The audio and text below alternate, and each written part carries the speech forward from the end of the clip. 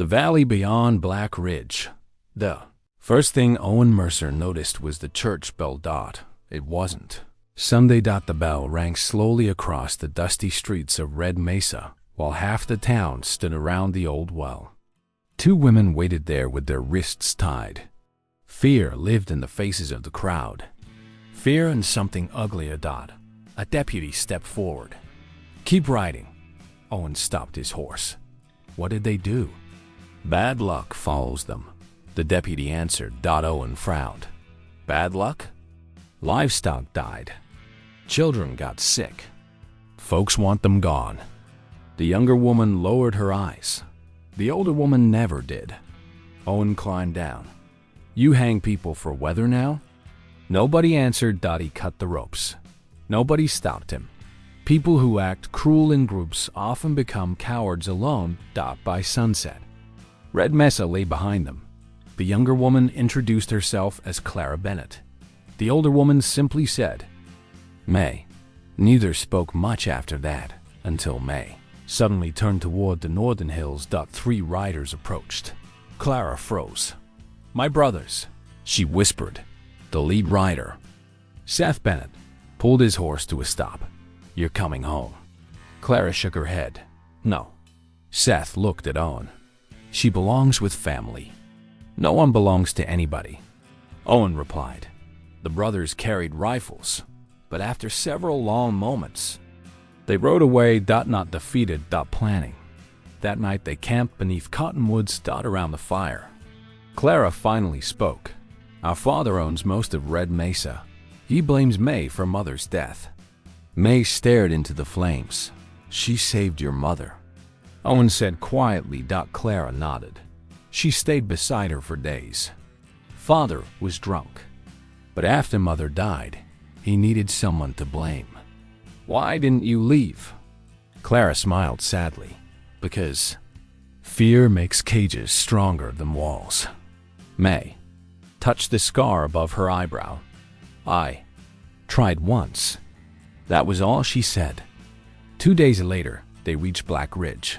There they found an abandoned mining camp. Owen planned to stay only one night. Instead, they discovered a frightened boy hiding inside an empty shack. His name was Toby. He was 11 years old. His father had died in a cave collapse. His mother had been gone 3 winters. He survived by stealing canned food from travelers. When Owen offered him supper, Toby cried. Not loudly. Not dramatically. Just quietly. Like someone who had forgotten kindness existed. He stayed. None of them objected. Weeks passed. They repaired roofs, planted vegetables. Built fences. For the first time in years, laughter returned to the old camp. Until one morning riders appeared. Not 3.20. At their head rode Elijah Bennett, Clara's father. He was wealthy, powerful, and angry. "Bring my daughter home," he demanded. Clara stepped forward. "No." Elijah ignored her. He pointed at May. "Everything wrong in my life began when she came." May remained silent. Then little Toby walked in front of her. "She feeds me," he announced. "She taught me reading," Clara added. "She fixed my arm when I broke," said an old trapper who had joined them weeks earlier. More voices followed. Widow Harper, Old Sam, 3 ranch hands, people May had quietly helped. Elijah stared. The entire camp stood with her. Truth had become larger than his lies. Still, pride made stubborn men dangerous. He reached for his revolver. A shot echoed. Not from Owen. Deputy Harris from Red Mesa rode into camp with 4 marshals. "Easy there, Elijah." Everyone froze. The deputy removed his badge. "I resigned," he said. Then he held up papers. "The mining company wants their money." Elijah's expression changed. Years earlier, he'd stolen wages from his workers and blamed others. The evidence had finally reached the territory marshal. Elijah Bennett was arrested before sunset. as they led him away.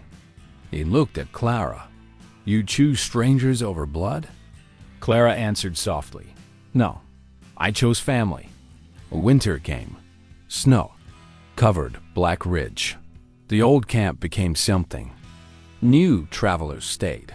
Widows found shelter. Lost children found homes.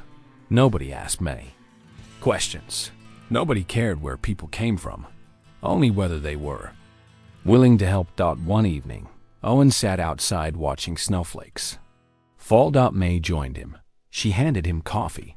"Thinking?" "Always." She smiled faintly. "You lonely?"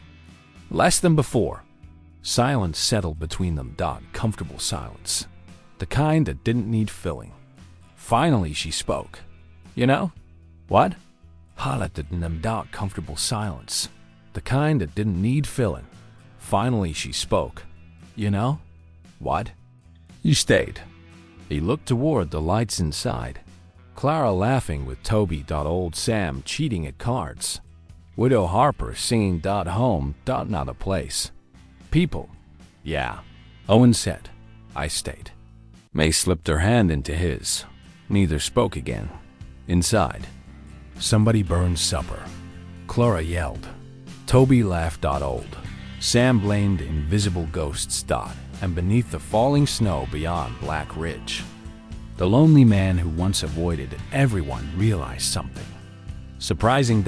Sometimes life doesn't rescue you all at once. Sometimes it arrives one broken soul at a time, and before you notice, you're no longer alone. The end.